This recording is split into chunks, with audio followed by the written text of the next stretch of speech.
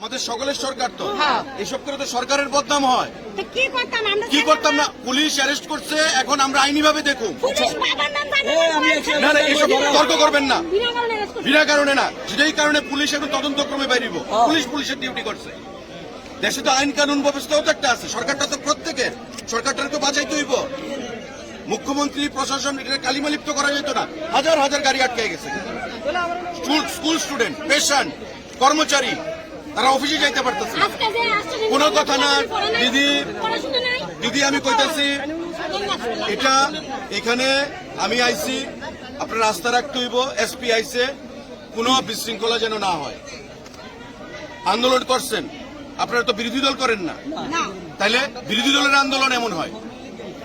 ধর্ম, বর্ণ, সমস্ত কিছুর ভিত্তিতে দেশ চলে না।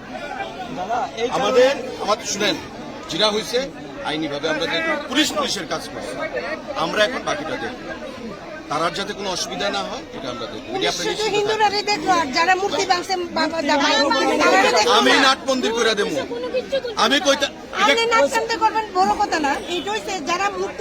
এখন আপনি এখন কি করবেন? রাস্তা বয়ে থাকবেন?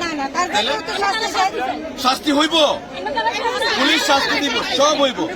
দেখেন আপনাদের এই বাঁচাইতে, আপনাদের আরে দিদি কথা শুনেন না, আপনাদের এই বাঁচাইতে সেদিন রাত্রে আমিও তো বদনাম হয়েছি, কিন্তু আমি তো ওটা কেয়ার করছি না। আমি জানি এটা হুমু, তারপর আমি আইছি, আপনাদের লেগে আইছি তো। সুতরাং এখানে আর কোনো সিল করেন না প্লিজ। এটা আমি দেখতেছি তো, আইনি ভাবে দেখুন প্লিজ। এখানে আর কোনো ইয়ে করবেন না প্লিজ।